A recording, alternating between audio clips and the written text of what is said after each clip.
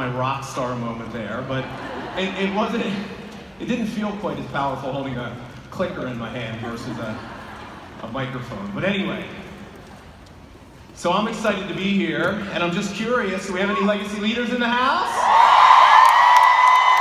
Wow. The whole membership is in the arena today. All right. So, look, I'm so grateful and I'm so honored to be here today with all of you. And this is it's a really special moment for me to stand on this particular stage today. And I'm going to explain to you why that is. I'm going to share my story with you today.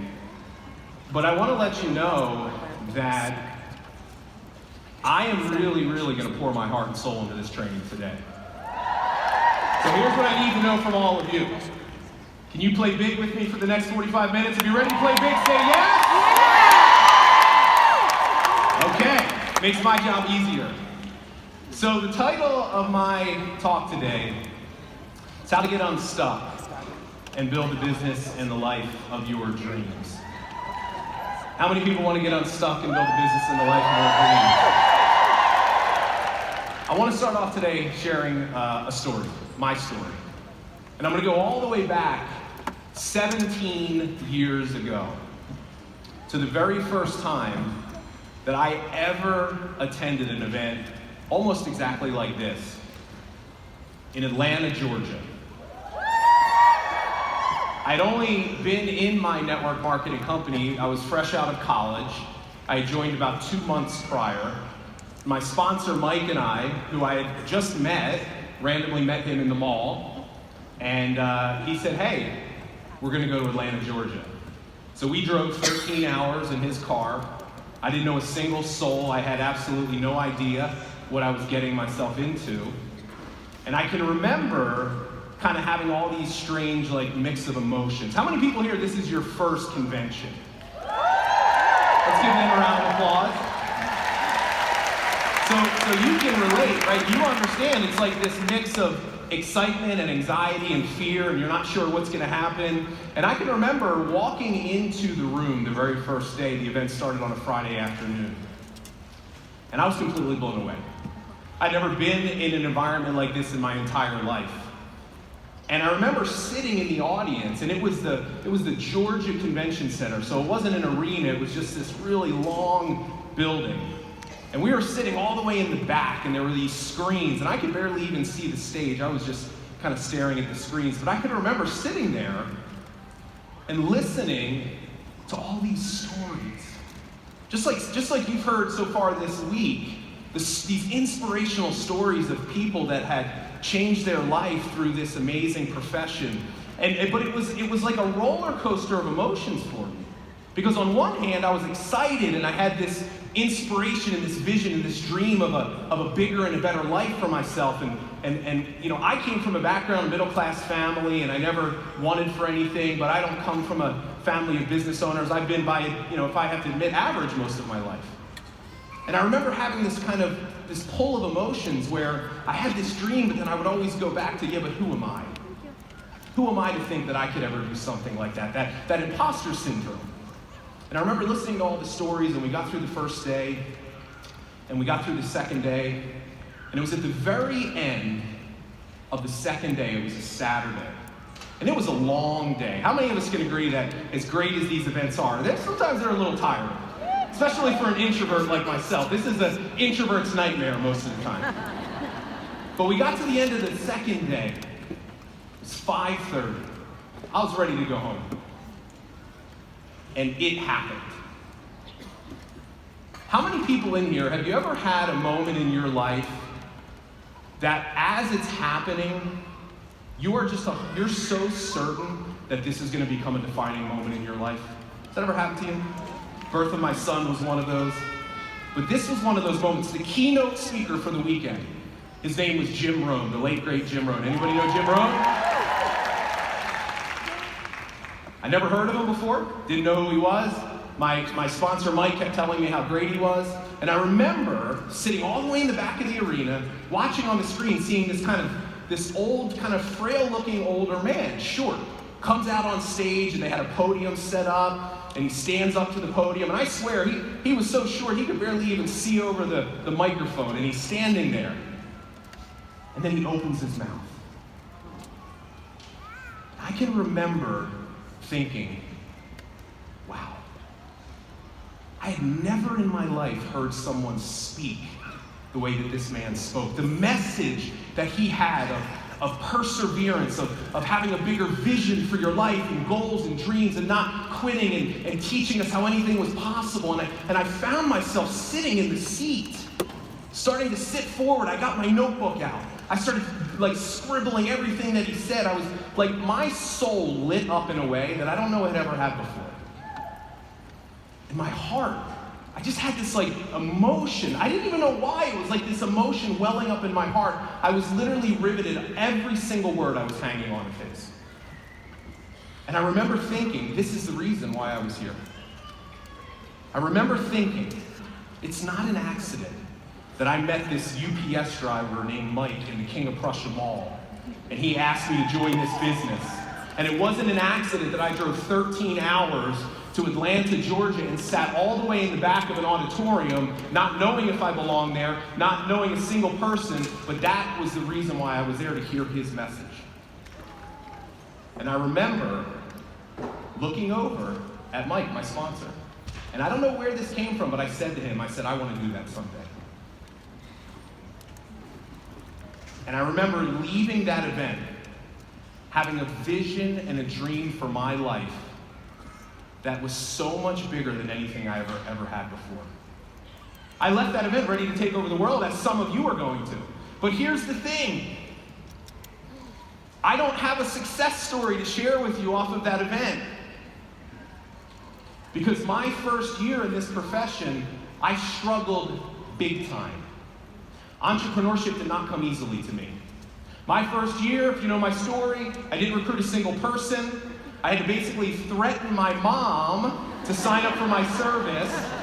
It gets worse, my long-distance phone service that I was marketing. And my first recruit was my cousin Keith that I paid to get in. I'm like, wait a minute. I thought this was supposed to be making me money. But I remember that first year, there were so many moments of doubt. Watching other people have success before me, join after me. Wondering what's wrong with me? Do I not have what it takes? How many people can relate to those lonely moments sometimes, where you just really question, is this for you? But here's the thing. At that point in my life, the other option was not an option for me any longer. See, I had this dream and this vision for a bigger and a better life, and I just knew that I could never go back to what I accepted as normal before. And I kept going back to that crazy feeling that I had sitting in that auditorium all the way in the back. I truly felt called. I felt that this profession was a calling for my life, that there was something. It's so crazy because most of my life I struggled. I've been average. I failed over and over again. I've been an average person that's always had a big dream for my life. But I didn't have any proof. But I believed anyway. And there's a message there that I'll come back to. But here was my big problem. My biggest fear most of my life is public speaking. Which is why it was so crazy to me to look at Mike and say, I want to do that someday. And then I'm like, what do I mean I want to do that someday? Stand in front of 15,000 people and talk? How do you even do that? I don't know where you would start. And then I immediately would always come back to, but who am I? I would become realistic. I remember what people would always say to me in those early days when I was like, I'm going to do this. I'm going to change my life. People would tell me, you can't do that. They would laugh at me. My friends, my family, people that were close to me, that should have been supporting me, would say, Bob, we just don't want to see you get hurt. We don't want to see you get your hopes up. How many people have ever had anybody tell you that? I got news for you. You better get your hopes up. But here I was. I was torn. I couldn't deny the way I felt, but I had this fear that literally paralyzed me. Because every day I was faced with things that required me to face that. I hated prospecting. This was before social media, where you actually had to talk to people. Like, I used to go to the mall to prospect. And I was faced with all these things that just, I felt so stuck.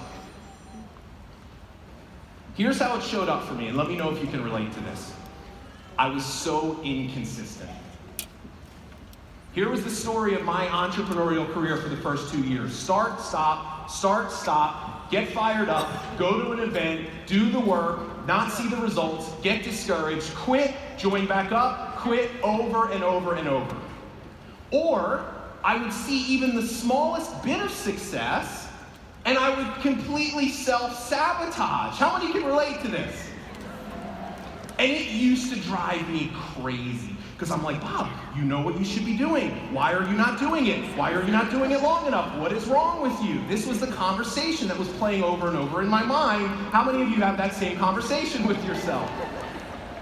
See, here's the thing. Looking back, I didn't understand this at the time. I wish I would have.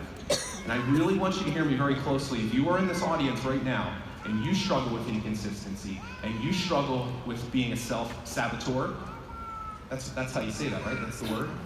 I've never said that word before, and I decided to try to say it in front of 12,000 people. I'm just making up words.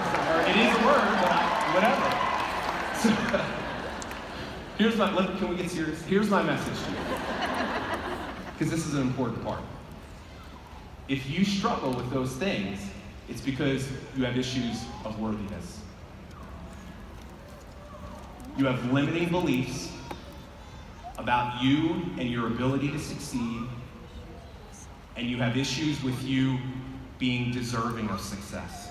Here's how I know that to be true, because it was true in my life. What I wasn't willing to admit, I didn't think I deserved to be successful. I didn't see myself being successful. And what would happen, because think about it, if you knew with absolute certainty that you deserved to be successful, that you were going to be successful, you would do the thing long enough. It wouldn't matter if you didn't see the results. You wouldn't attach your self-worth to whether somebody said yes or no, or the amount of likes that you have on your posts or views on your videos. You would be good enough because you said you're good enough, and you would do it long enough to get the results.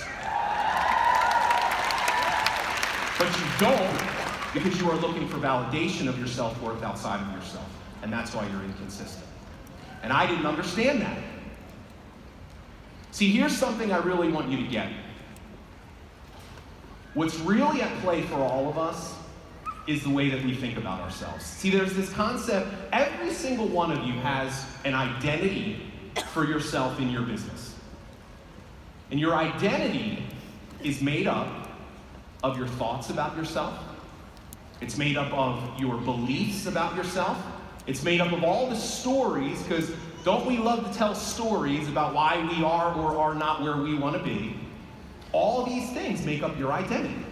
And your identity is like the thermostat of your life. And what I mean by that is this, is what you have to understand is that your external circumstances, what you see, your results, the size of your team, the size of your check, the quality of your relationships, all of the stuff that you see in front of you is a reflection of what's happening inside you. And here's the way this will work. You all have a temperature setting. You have a temperature setting that you feel it is the level that you feel you deserve in your life. I deserve to have this good of a relationship. I deserve this much money. I deserve this much success. And let's say that your temperature setting is 72 degrees. Think about how a thermostat works. If the environment around it heats up, the thermostat kicks in and cools it off. If it gets too cool, it kicks in and heats it up. And this is the way that you work. Your identity, if you have moments where your income or your results fall below what you think you deserve, what happens? You go to work. How many of you ever had a bad month, like your check was less than it usually was, and your response was, I gotta get to work, right? It makes you angry, because you know you deserve more. But it works the exact opposite way. See, if your results Some of you will have moments where your results will go above your temperature setting. And these are the moments that I used to have when I would self-sabotage. I would get a great check, or I would start to see success and I would do something to screw it up, or I'd spend all the money. See, the question that you have to ask yourself is this: when it comes to your identity in your business and the money side of things, you have to ask yourself, what is your capacity to have? See, because this is what used to happen. I would have a good month and I'd get a big check, and it literally wouldn't even sit in my bank account for more than a day. I would find a way to go spend it. Like on the dumbest stuff. And I never realized why I did. I would literally find myself just driving to the mall to spend the money, and then I would be right back to where I was before, broke. And you know, I didn't understand why. It was because having the money and the success made me feel uncomfortable, because it didn't fit the vision of how I really saw myself. So here's the question you got to ask yourself: what's your story? What do you think and what do you believe to be true about yourself? Because until you change this, nothing else matters. I got news for you. Every strategy, script, whatever you learned here this weekend, massive action, I don't care how bad you want it, if you don't change this, it'll never make a difference. But here's the good news. Just being aware of this puts you ahead of 99% of other people in the game. And it's understanding this is the greatest realization that I ever had in my life about success. Success is not a matter of doing, it is a matter of being. You create success from the inside out. See, in my early stages in my business, I was always looking outside of myself for the answer. I would set these big goals for myself, and the first thing I would say, because this is what I was taught to do, is what would I need to do in order to hit the big goals? Well, I need to talk to more people. I need to give more presentations. I need to prospect. I need to do this. I need a new script. I need that, right? We're always looking outside of ourselves. Never realizing what was really at play for me was my limiting beliefs about myself. So here's the question you need to ask yourself. Not what would you need to do, it's who would you need to be. That is a much different question. See, what you eventually realize is that success is a matter of character. And one of the reasons why I love this profession is I believe what it really is a character development program with a compensation plan attached to it.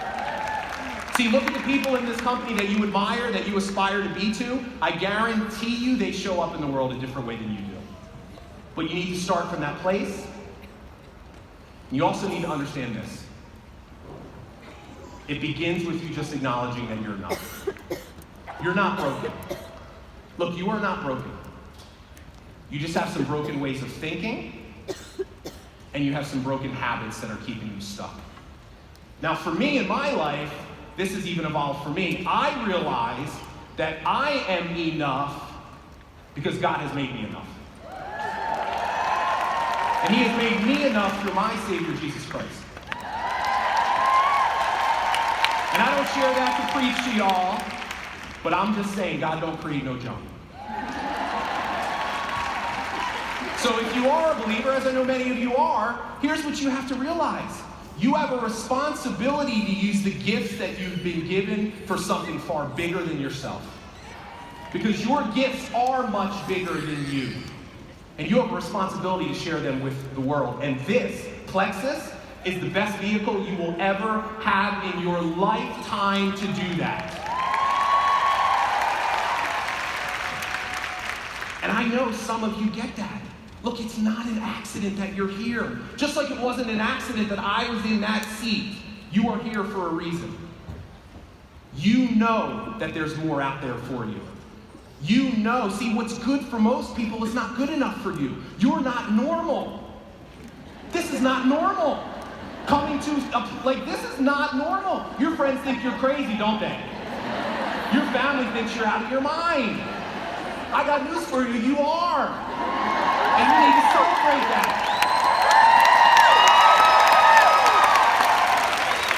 See, here's the thing. When you give it to yourself, it allows you to create the space to give it to others. That's the starting point for this to happen.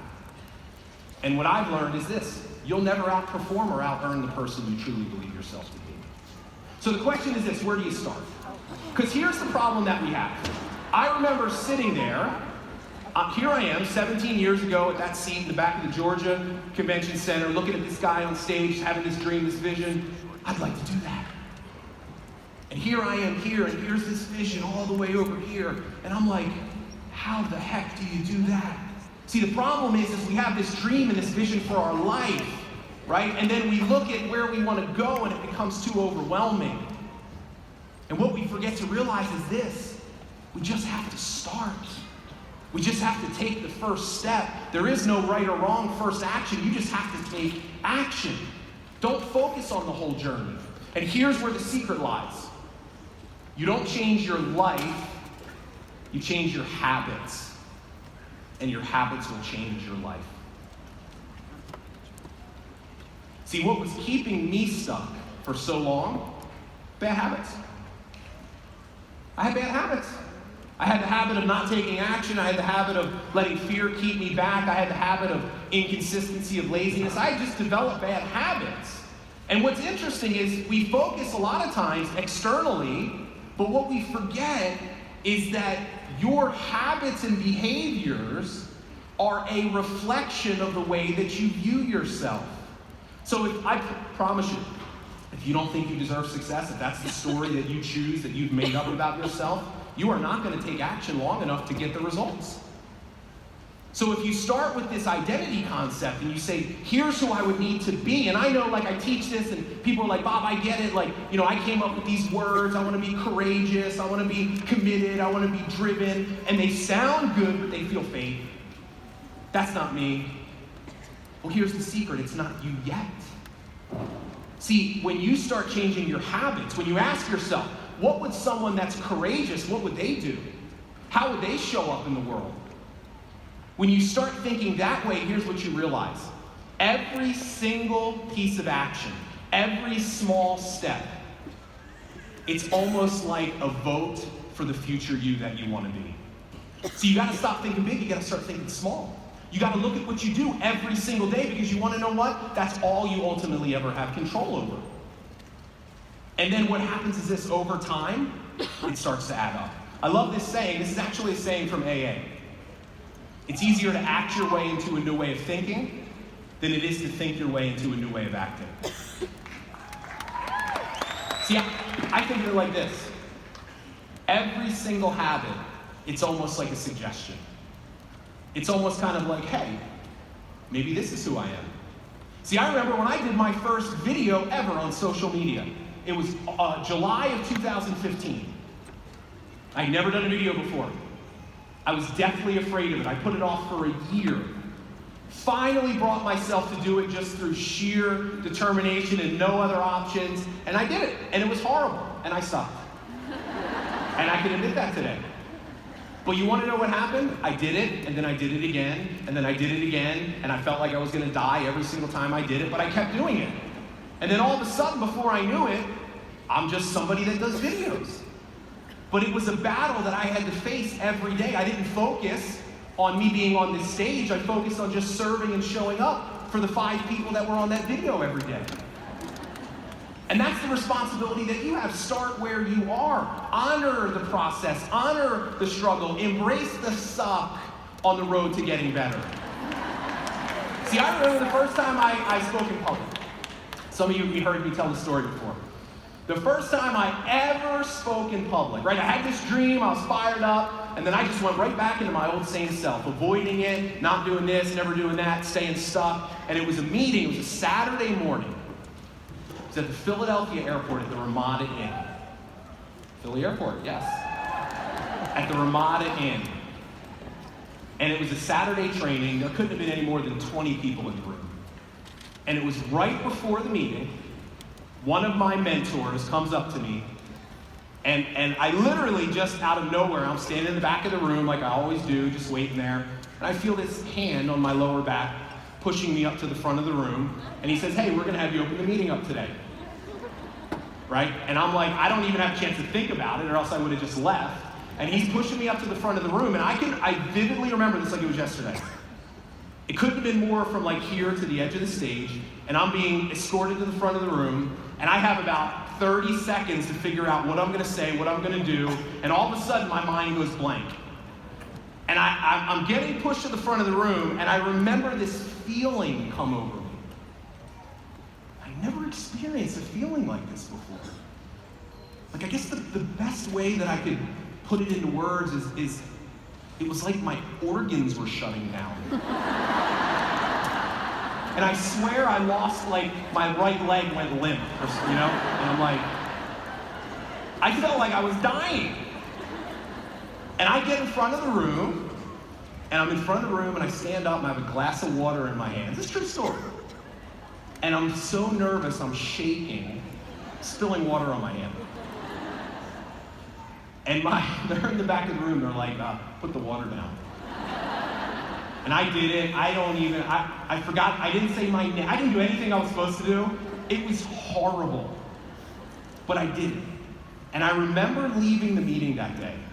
How many people have ever had this experience, like related to public speaking, where you do it and you know that you were not good, but immediately after, what do you want to do? You want to do it again. And I remember having this weird feeling, like I was like, I want to do that again. Because I know if at the very least I say my name, I'm getting better. I'm one step closer to being on that stage.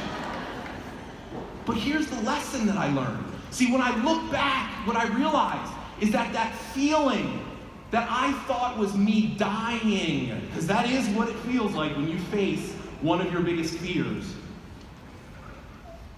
was not me dying.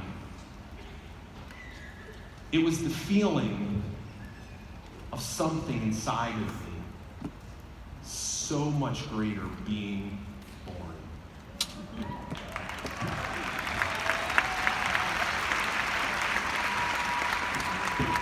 See, here's what I didn't realize.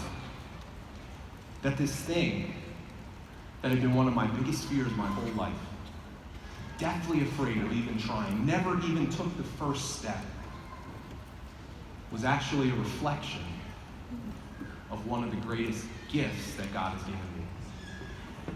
My ability to inspire people through my story and through my words. And I would have never have discovered that if I didn't face that fear. And listen, it was not an overnight success story. I didn't just show up and started doing it. What you see today is the result of 17 years of hard work on myself, constantly pushing past my fear, constantly being willing to embrace uncertainty. But why I'm sharing that with you is some of you are stuck because you're fearing something. And I'm telling you that if you're not taking action, you better start changing your relationship to fear. Because inside of your greatest fears sometimes are the biggest breakthroughs in your life. But this is the way that it works. It's little by little. See, how many people, this is your story? Fear of failure. Be honest, raise your hand. If I say, Bob, why are you not where you want to be? Or Bob, I'm just afraid of failure. That's like a cute thing to say, isn't it, for us? So I'm afraid of failure. Sounds nice. This is one of the most common things. And this is what I used to say.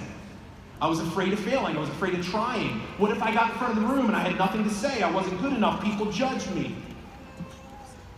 See, here's the interesting thing about fear.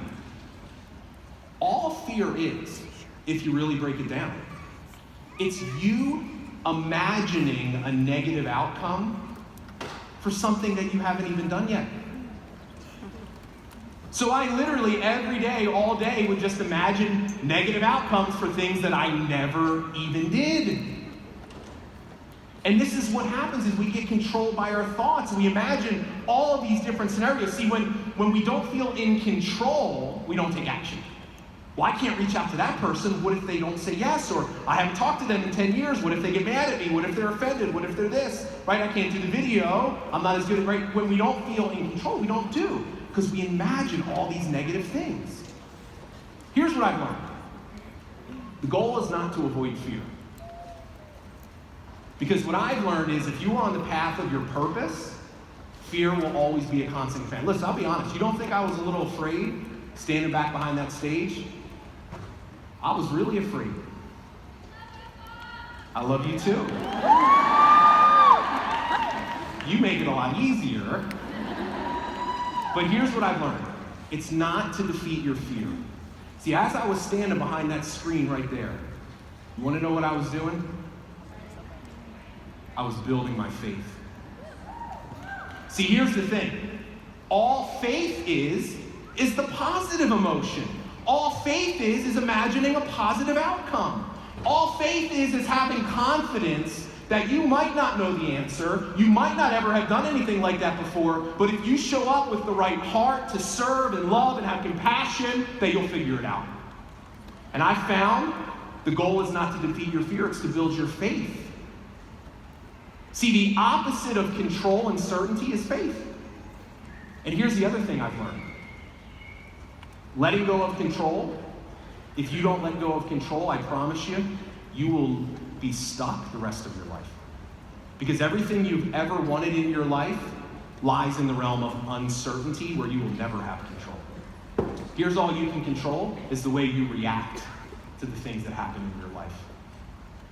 See, that's what I felt at that moment inside of that speech.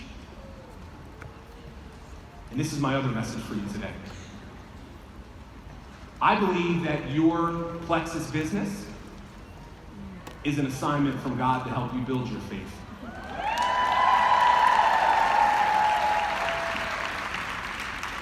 Whatever your belief system is, I want you to realize there is a higher power directing your steps to put you in these seats today. Network marketing is a vehicle. It is a vehicle to help you face your fears so that you can grow as a person.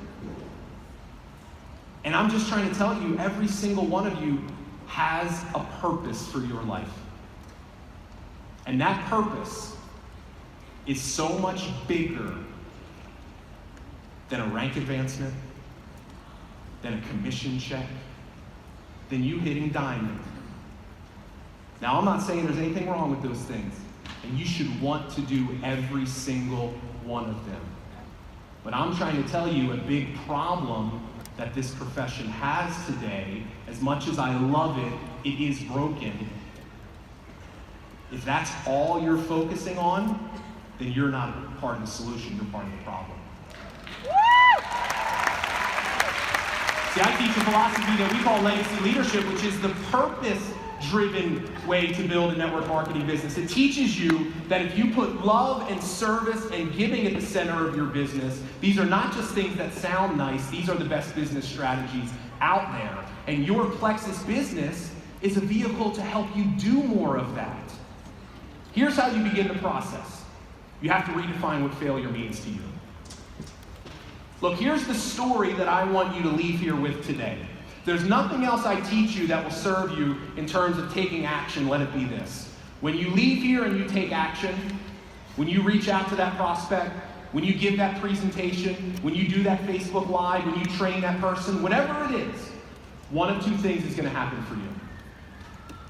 You're either going to get the result that you want, which is nice, or you will get the lesson that you need. And here's what I want you to understand. You only get the lessons you need from the no's. The secret to everything that you have ever wanted in your life is not attaching yourself to the no's. A no does not mean you are not good enough. A no does not mean you did it wrong. A no does not mean that you are not worthy. The no's are the way that you grow. You develop your character through the no's. See, if you can have a healthy attitude towards failure, it will unlock what you really need, which is, guess what? Some of you are just not good enough yet. I remember for so many years, I hoped, I wished I wanted to be successful, but I got news for you. Hope is not a good business strategy. Right? Look, the post and pray method of building your business needs to stop. Post, please God, make them sign up and buy my product. No, someday they'll reach out to me. No, they're not. You gotta take action. You gotta do the work. This is called network marketing for a reason.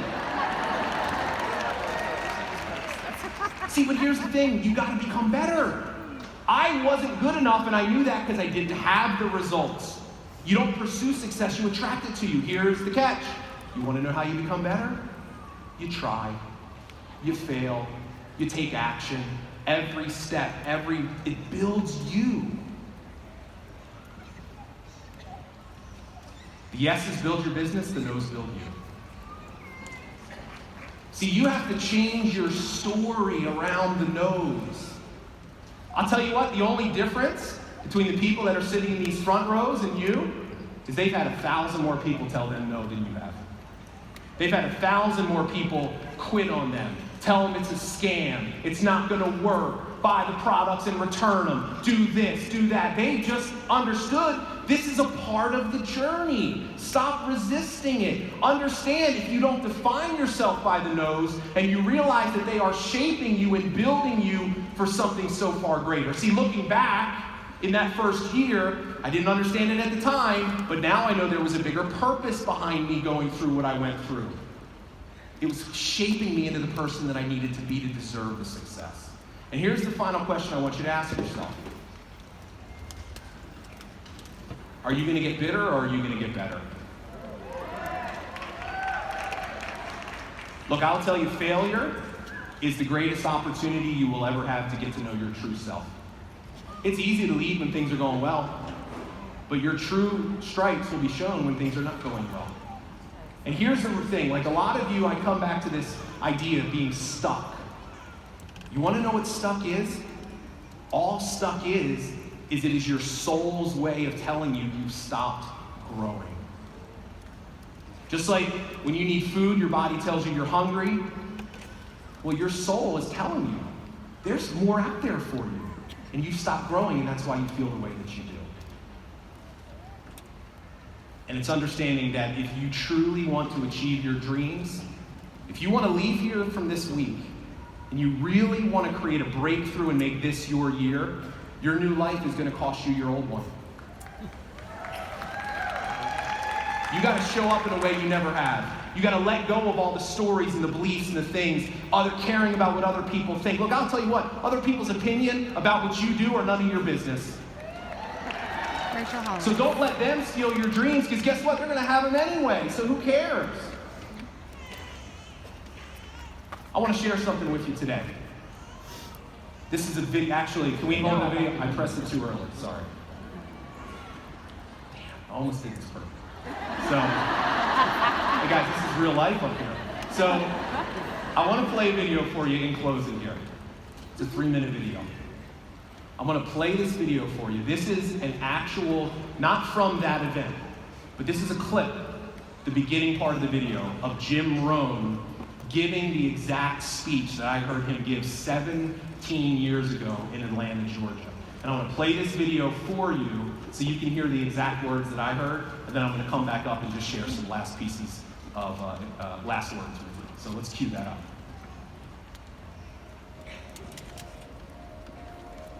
And now I'd like to leave you with these 4 questions, called questions of hope. These questions were valuable for me, and I want to make them valuable for you. Here's the first one, why? We all ask why we should work this hard. Why take that many classes? Why go to school that many years? Why take the notes? Why read the books? Why work that hard? Why put yourself through the push-ups and the disciplines? Why? Good question, why? Best answer to why, I think, is the second question. Why not?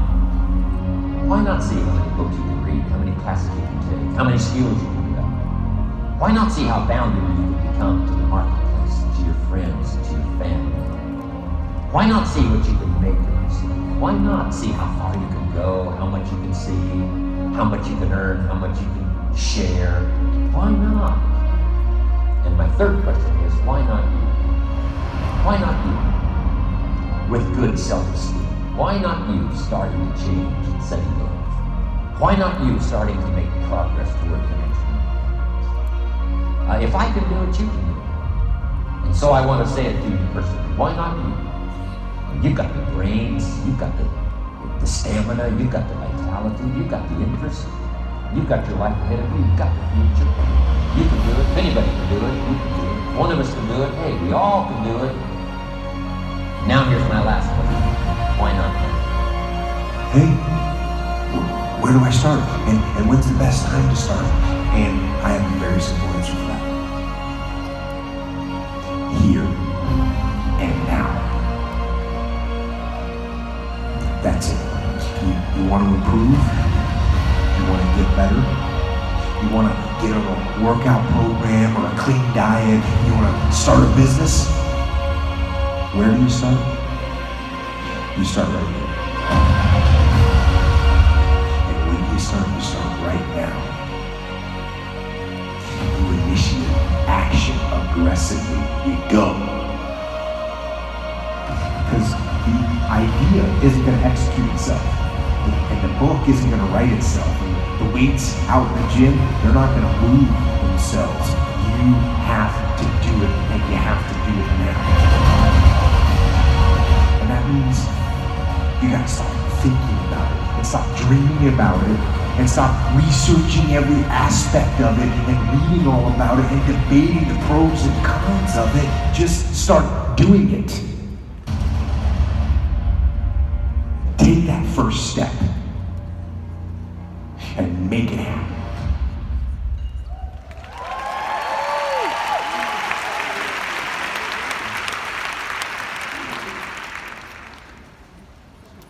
This is a CD. For all the millennials out there, this is called a compact. Forget about it. So, this is the CD of the speech that I heard Jim Rome give 17 years ago in Atlanta, Georgia, the Georgia Convention Center, while I sat all the way in the back row and had this vision, this new vision for my life. This is not the actual CD, but this is another copy of it. I can't tell you how many times I listened to this. Over and over and over again. That first year, that second year, that third year. I can't tell you how many times I was driving in my car to and from work, a miserable job that I hated, having this dream. Could I? Can I? Believing, having the faith that it can happen.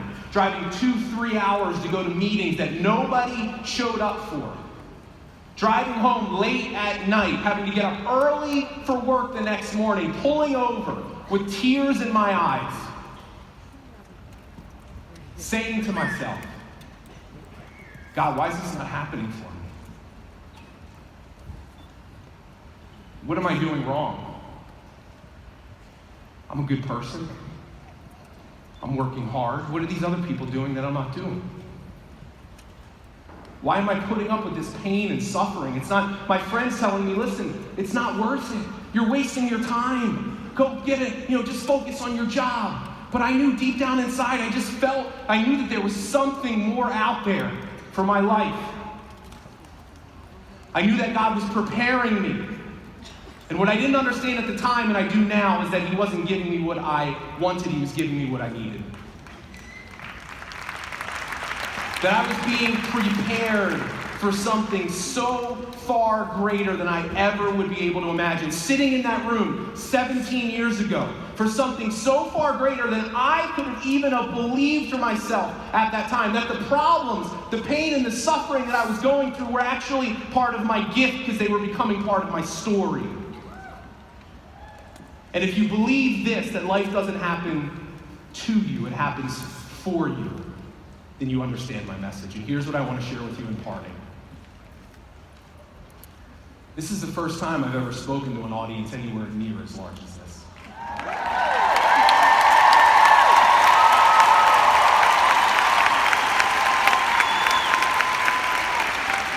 I would say probably the biggest audience I've ever spoken to was about 1,000 people. And here's what I believe to be true.